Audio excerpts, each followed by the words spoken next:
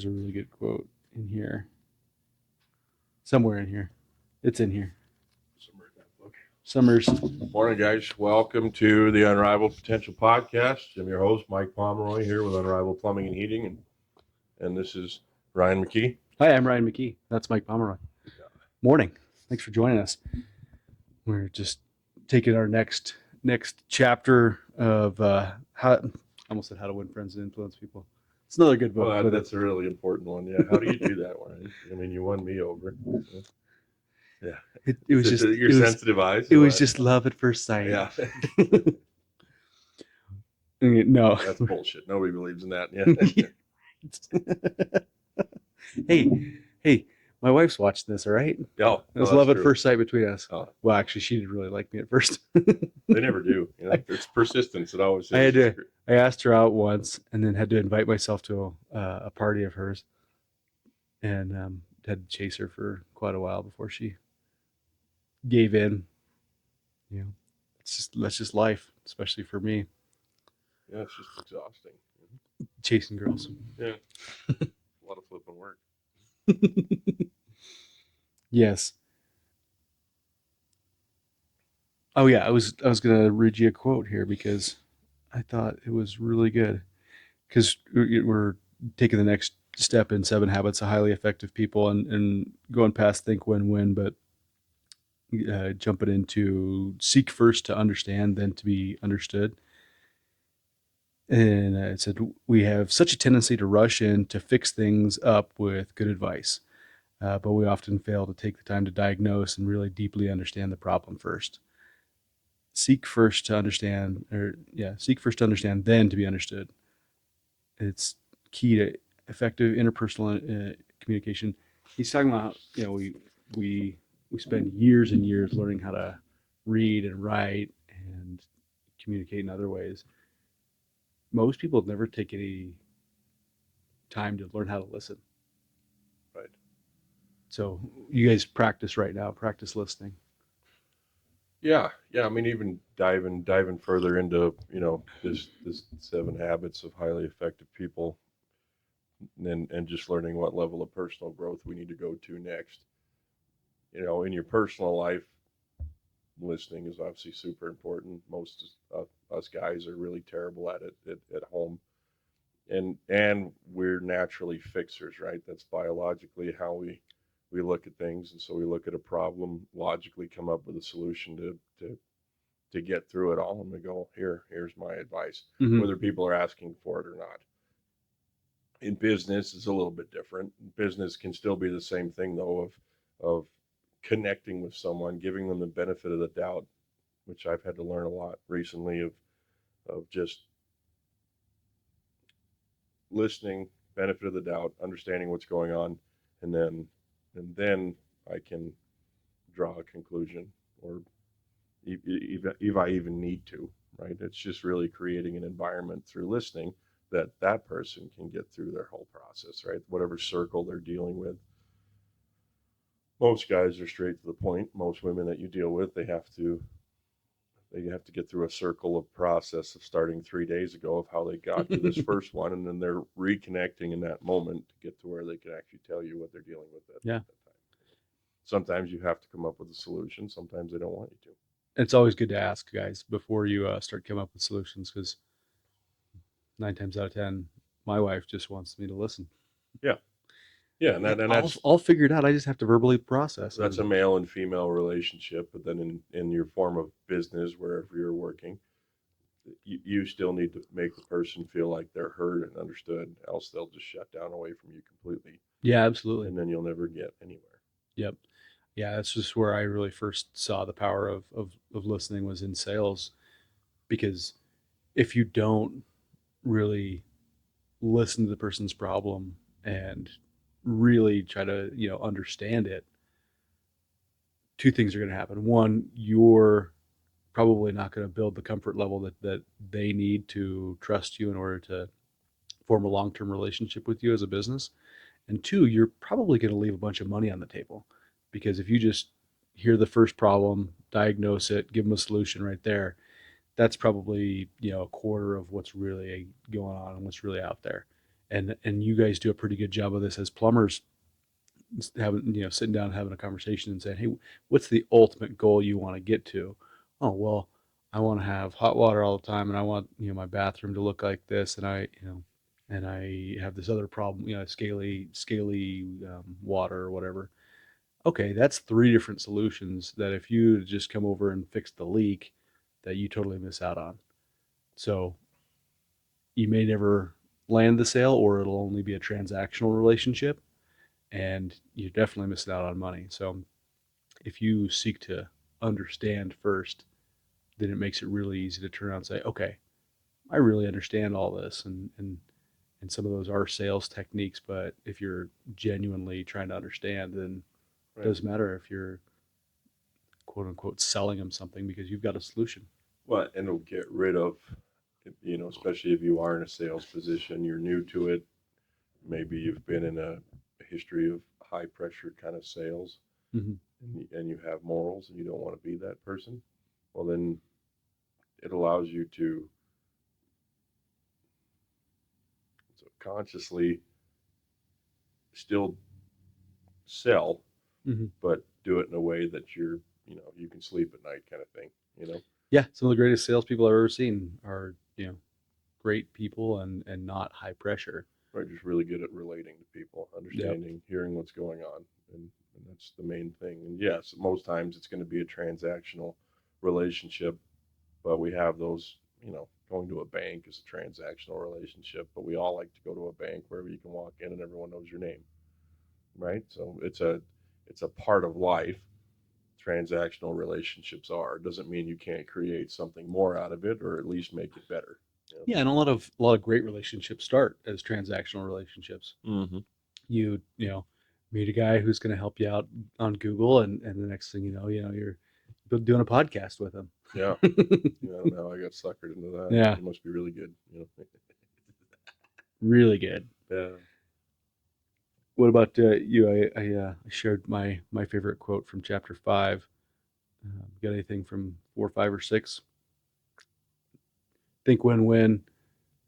Uh, seek first to be understood, or seek first. To understand. Yeah. Don't listen to me. This is Yeah. this is not Stephen Covey approved material. Uh, think win-win. Seek first to understand, then to be understood, or synergize. Well, I'd need a reminder on synergize. I guess Oh yeah, that's it's been a little bit. the culmination of all the other habits. So It's a fancy word these days. It's been a culmination. buzz. No. Oh, Synergy. synergy. Synergy has been a buzzword for what, maybe about 10 years. Oh yeah, Been hit absolutely. for a while, and Let's synergize. yeah, And yeah, I think because it's a buzzword, it gets overused and probably misused.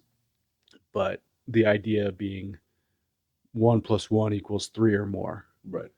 It's we're Mike and Ryan as individuals are great, but when you put us together on a podcast, just dynamite, right? Yeah, that's no okay. That's how you translated that. That's Yeah, fine. Yeah, that I get was it. Yeah. that was a great example. Or your team.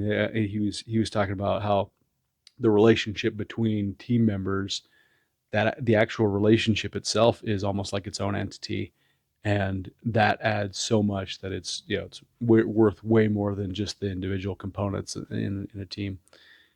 So, and that's where the culture kind of comes in here. The culture and sharing the vision, Mm-hmm. right? So, people understanding you can have different members of your team of where they want to go in life, right? They don't have to be having the same goals, but it goes back to letting them get what they want, which may be 5 days a week and then not touching work on the weekends, as long as they know the vision of the company and they want to be a part of that.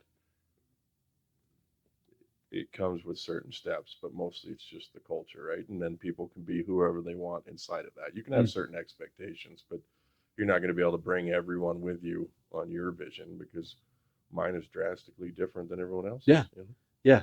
Some guys. Well, I was talking to an older plumbing and heating guy the other day, and I could tell his goal has nothing to do with an amount of money, or building multiple locations, or traveling the world or anything like that. Like, he's ready to cash in, sell his business, and go actually use his boat. because he's got a boat that he doesn't get to use very often. Yeah. That's his dream. Great. So not everybody will have the same dream.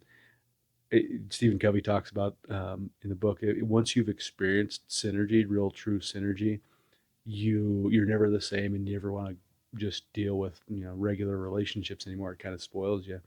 Flowers for Algernon kind of thing. And I don't know if you've got any examples, but for me, the only thing I can think of is being on a sports team where each player is okay, but you get into a rhythm where you work so well together that all of a sudden a team full of very average players can beat a team with better players just because you're working so well together. And I saw it in basketball and That's funny. I just watched that Moneyball movie yesterday. That kind oh of yeah, reminds me of that because I'd never yeah, seen it before. But perfect it was example. Yeah. crappy individuals that were placed. Crappy. I Like, mean, I they're mean, still major league yeah, ball but players, but exactly. But very average. comparatively, yeah, Yeah. very very average. Put in the right position Mm-hmm. at the right time for the right place. But And you get Brad Pitt and Jonah Hill together, and yeah, we talk about talent. Yeah, yeah. Is Jonah Hill in that? Yeah, he Okay, is. It's back I haven't before he actually lost seen weight. it. Yeah, Yeah, back when he was still funny. yeah, he got serious. Pretty serious. I haven't seen him in a movie in I don't know He's just up in the gym working on his fitness. 10 years or something. Yeah. Sorry, I totally No, it's fine. tanked that right in But the dish. that's funny you bring that up because it is the same thing. Like they were very average people, all brought together, put into the right position, doing the right thing, doing what they were maybe one thing they were good at, and growing into certain areas, and then they got where they needed to go. Yeah, Right? yeah, absolutely. Perfect example of not everybody on your team has to be a rock star. They just have to, be in the right role and have the buy-in to your team's mission and be willing to say, okay, here's my role. I'm going to work really hard at it and do everything I can, and I don't have to either get all the praise, or maybe I am the guy who gets all the praise, but I have to be humble enough to bring my guys along with me. And it's amazing what a team can do when they all just get on board and start rowing in the same direction. Yeah. And when you enjoy each other, right? You don't have to like each other perfectly, like hang out with each other on the weekends, but if you enjoy who you're working with and you start trusting who you're working with to go send them to do something, right? Then it makes it fun, and Yeah, that's what we've tried to, I mean, we talk about the culture here, but our it's yeah, nobody wants to come to work, right? But it's a part of our life, right? So it's just one of those things that you have to do it. You might as well flip and enjoy it. yeah, If you're going to enjoy it, well then not only should you be in an environment where you either be in an environment or create an environment where you're appreciated, hmm or how to appreciate other people, and then pretty soon it's fun. You know, yeah, when you're hammering stuff out, you can make it competitive. Stuff like yep. Well, and I think all that goes back to if you kind of like those people and you're good with working with them, it's because they're doing the basics right. You're doing the basics right, and they're doing the basics right. You're taking the first three or four habits, and I guess five, taking the first five habits and building them into your life, so you are a good person who is reliable and trustable. that. Trustworthy. Almost said trustable. Is trustable a word? Crustables. Yeah. Ooh, uncrustable. I could go for a PB and J. Um, so those guys working all together, they know, okay, I'm going to do my job. He's going to do his job. I don't have to be picking up his slack or Or fixing his mistakes. yeah, that goes a long way. And that's huge. I mean, in the trade industry, especially, well, I mean, for the most part, nobody likes to do someone else's job, Yeah, absolutely. right? No matter what area of work you're in. But if you get into construction, nobody likes a lazy person unless it's lazy in the way that they made something more efficient, Right. right? Yeah, But somebody sitting out and playing on their phone when everyone else is working, nobody appreciates that because the whole team's got to pick up that slack, and absolutely. then you hurt everyone. You Hmm. know, and part of the success that's come from here is, I mean, and it's not necessary, but they do see how hard I work, Oh yeah, and absolutely. and then You got to and set the tone. You got to yeah, lead the way. Yes, if you have dead weight on the team, or You have somebody who, they only want to do their thing, then that's you're making synergy impossible, because you know that's when 1 plus 1 equals half.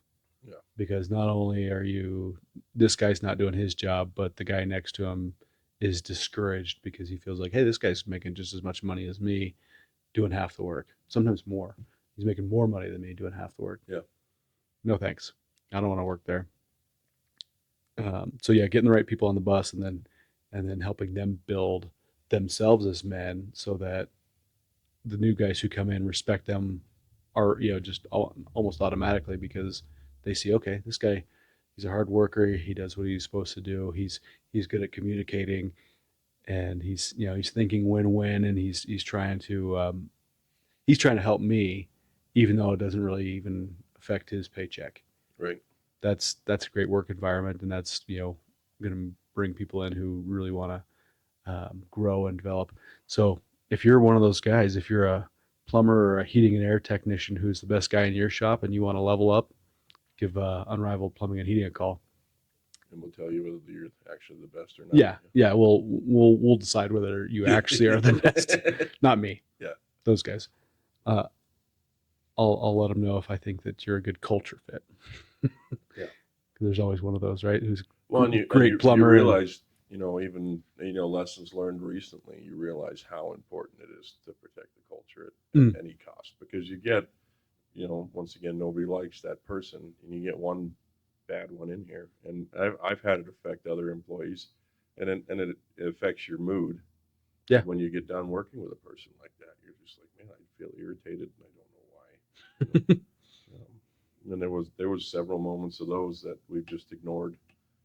I can't say I ignored the red flags, and you go, huh, I have to protect this culture, because it's delicate, Mm, or to a certain degree. If you let it go too long, it is delicate, and the importance is to have such a powerful culture that it pushes those people out the door immediately. right. That you're like, this is, everyone feels the same way. This is not a good fit. This isn't Mm-hmm. working, and take that feedback and run with it and go, yeah, it's not working.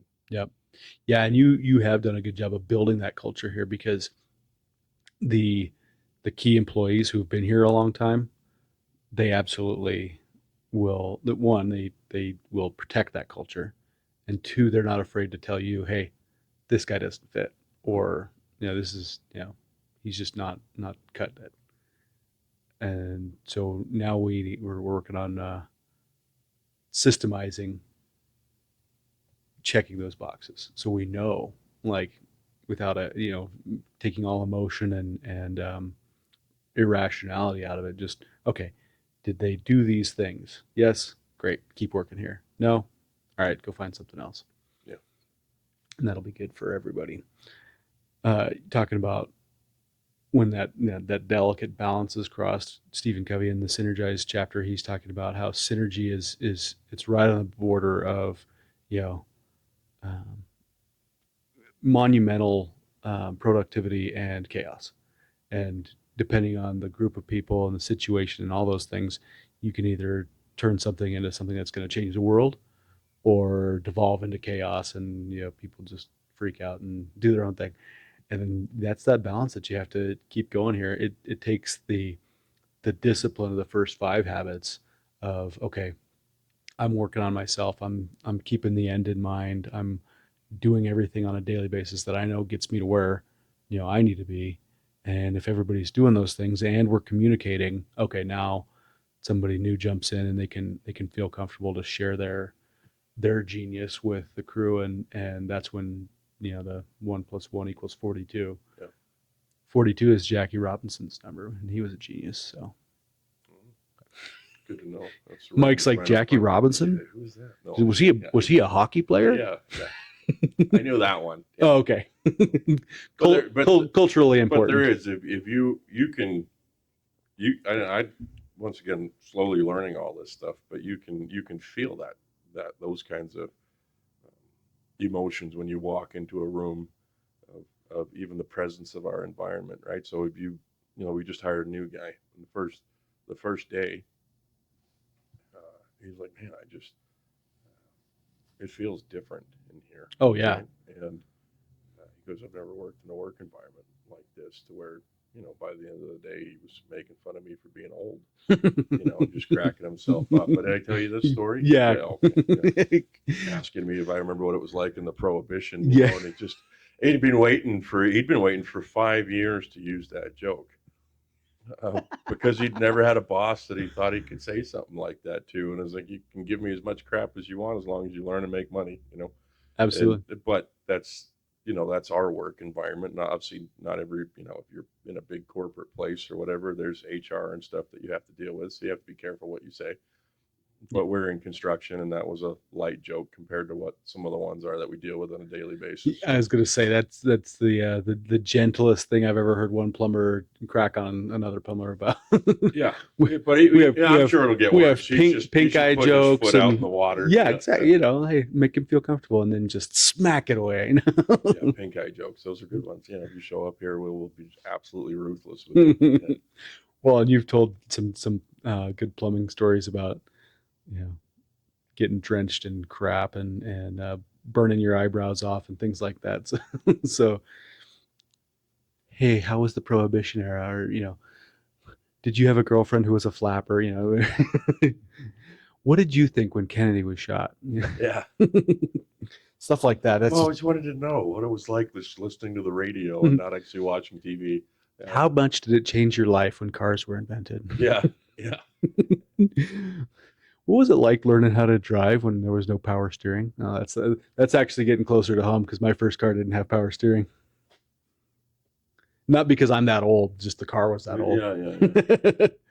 My brother's car, I who don't think I the car was, I had a couple of vehicles where the power steering had gone out. yeah, But, yeah. power steering by Armstrong. Yeah.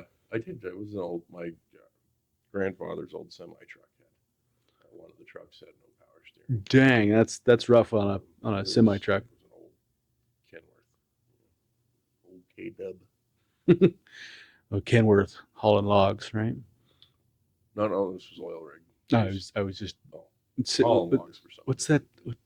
I can't. I was thinking about this song yesterday for some reason.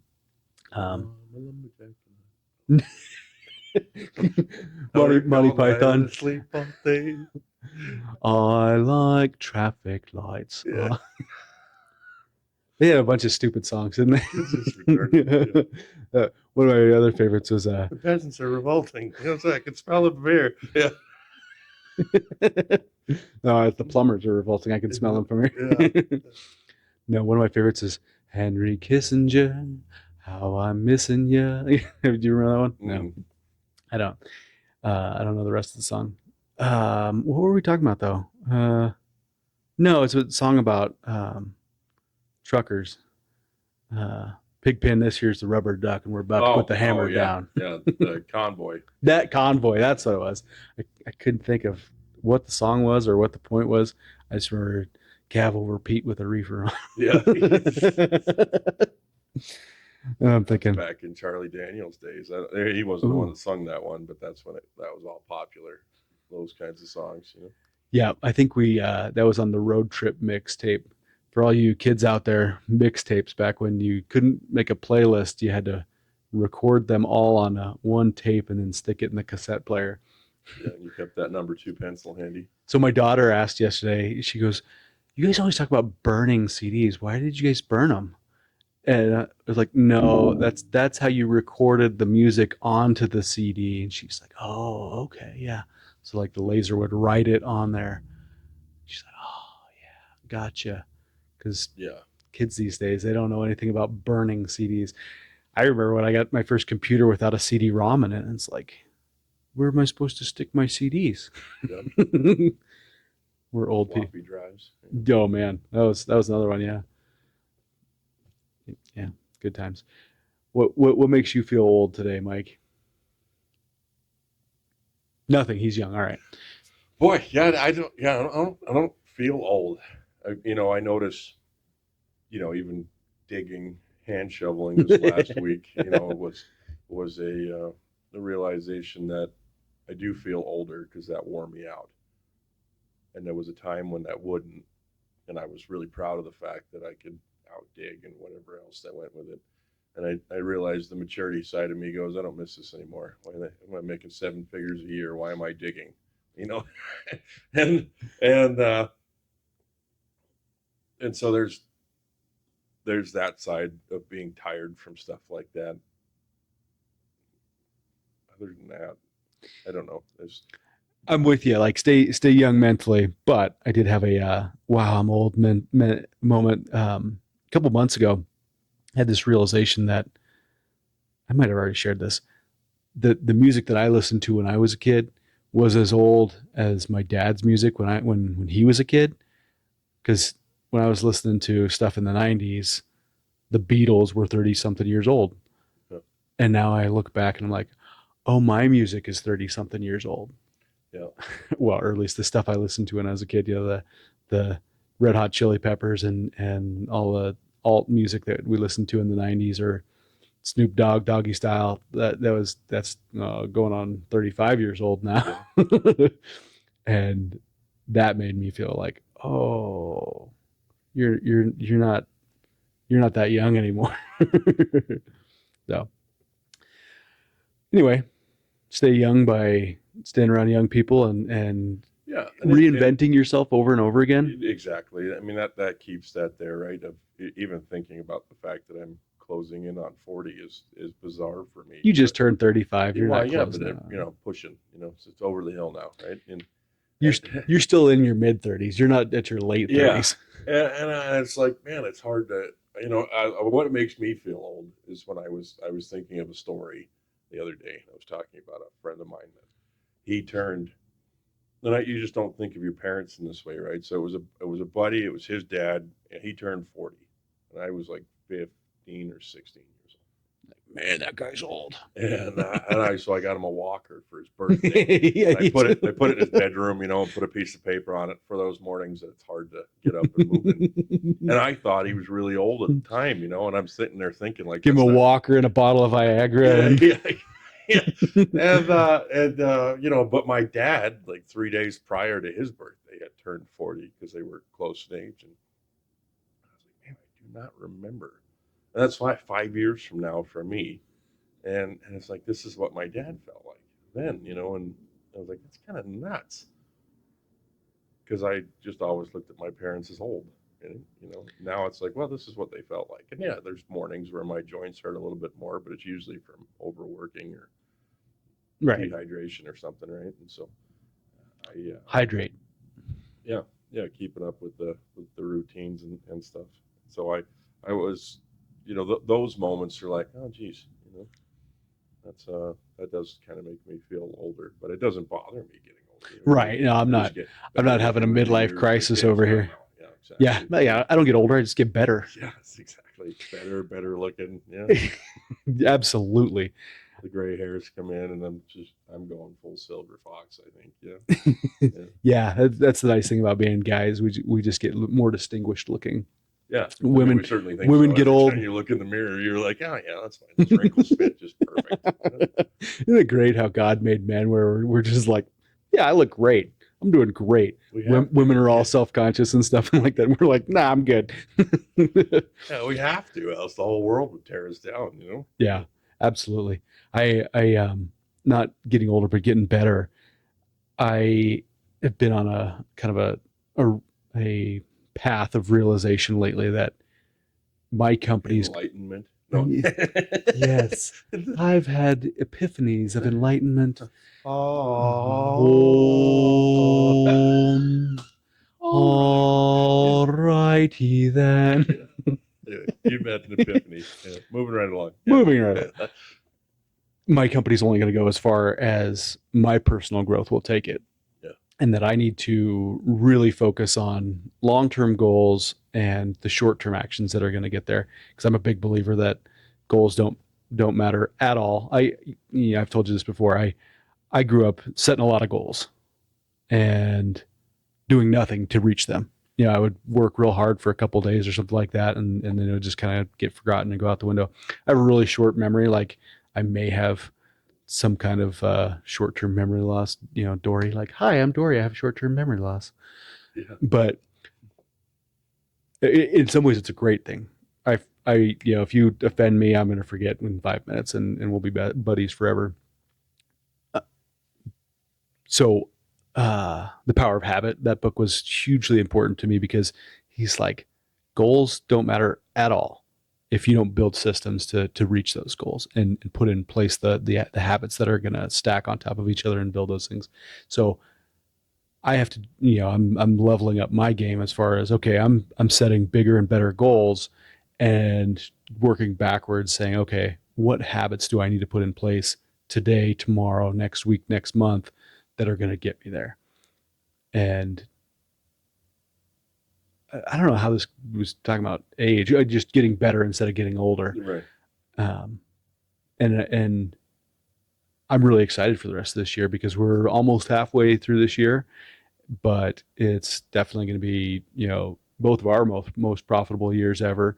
And um, I guess the big takeaway for me was, oh, I'm running my own company now. I have full control over this.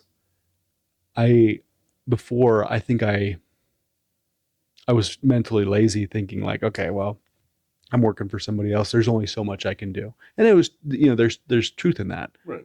But as long as you think that way, yeah, absolutely, you're there's a ceiling because you're putting the ceiling in place. So now there's no ceiling. Let's get to work and go do big things. Right. So, what are you doing the rest of this year that's going to make this the best year ever? Yeah. Several goals with that. Most of it is I was listening to someone yesterday talk, and they said, when you have to choose between profitability and growth. Hmm. You can't do both at the same time, right? Because Oh yeah, usually having growth doesn't help your profitability. It right. will in the long run, Yeah, like Amazon's the biggest company in the world right now, or one of them. But for 20 years, they weren't profitable. Yeah. And so, really just kind of some of the stuff we were discussing last week is, how to get that profitability up is kind of what my goal is for the rest of the year. I've been pushing growth to a point where I thought it would get me to this point, Mm-hmm. and then I could, go do my other goals and dreams, right?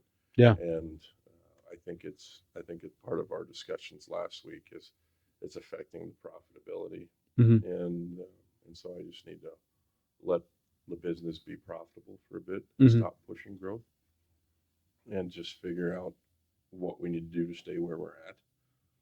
And Yeah, because if we, as far as revenue goes, if we stay on this trajectory, we're going to hit most of our revenue goals for the year, right? Is that fair to say? yeah, yeah. Mm-hmm. And so there's no reason to go I need to be patient with the process, right? Of not, okay, I need to hit 10 million this year. If I keep doing all these things, I'm not going to because I'm just doing this. I may hit it next year, which is great, but that doesn't help me right now because right now we need to be profitable. And so I just need to be patient with that because every step I move forward is and I'm pushing those things is taking away from something else right now. And Mm-hmm. one of those things is specifically me being with my kids, right? Yeah. So if I'd stayed with, not the decisions I made were poor, I think they needed to happen, but if I'd just stayed steady in the last couple of months, I probably, I'd end up spending more time with them, right? Mm-hmm. So it's like, okay, I have goals, but I've had to redo some of the goals specifically for which one of them was spending more time with them, right? Being able to be gone. And instead of making things more complicated now, which I have been doing, I need to, there's obviously some systems that we've needed to put into place, some processes that need to be in there for things to be on autopilot to a certain degree. And those things need to be focused on before we pursue heavier growth, Gotcha. which Yeah. really needs to either probably move to next year of, okay, figure out where we need to be now. We've got a great team. We're rebuilding. We need those team members. We need all our vans full, and that's resetting to that and going through the year, right? We've already invested in shower and bath and that whole business side. That part's done. Instead of me dreaming 5 years ahead now, I just need to focus on that and be back to where there's just more important things in my life Hmm. right now. Yeah. Well, and I think right now is like you said, it's just it's not that those decisions were bad. They just were a different season, and right now the season is okay. Let's optimize and synergize what we've got to be more profitable, to reach these other goals instead of focusing as much on you know the number of guys in the shop or the revenue. Well, we want to focus more on revenue per guy than top line. Right. Sounds good. That's a good realization. And you guys don't be afraid to shift your goals in the middle of the year or the middle of the month if you realize, hey, that thing that I was going after, that number or that success level, it's not getting to me to my ultimate goal, which Right. is the lifestyle of being able to be with your kids all the time and when you want to. So yeah, And right now, it's creating peace of mind so that I have the presence to be able to leave. Right. There's certain moments right now where there's a lot going on, and it doesn't allow me to truly go and then disconnect. yeah, Right. And so we're slowly building that back up again from some things over the last couple of months. And as soon as I get those out of the way, I'll be able to actually relax and attempt to take a week off again, right, and see what that looks like. But yeah, there needs to be the instead of instead of I'm not wasting money. I'm just putting it in places where I don't need to, mm, right? And so I'm taking the money and going, okay, now we got to reinvest in this and reinvest in this, and there's a season for that, but you've done a it's lot of not that. right now. You've done a lot of that, so you can now basically burn that fuel. You Right. use that stuff and just start enjoying the momentum. Yeah, as long as we're still always doubling, right, what we're doing, which is what's been happening. I have to be patient with that instead of me trying to 10x everything, right? We 10x the first year or the second year, and now the third year I'm trying to do it again, and it's like it's exhausting, right? It's not that it's Mm. impossible, but it's exhausting, and it's not for this season. And so doubling, just being patient with the fact that we're doubling what we did last year, and then the next year, right? Yeah, And the guys are learning every day, and I'm learning every day, and it's okay. So awesome. We'll keep doing it. Keep up the good work. Thanks, guys, for joining us for yeah, the Unrivaled Potential podcast, brought to you by Pipe and Torch Coffee. For Mike Pomeroy, I'm Ryan McKee. What else do you have to say? no, just keep pushing forward in your personal growth, business goals. Like and subscribe the page if you want to hear certain subjects or you know hear some other books that you've got some questions on. That's what we're here for. So check us out on social media and let's go from there. Absolutely. Thanks, Mike. See you next week, boys.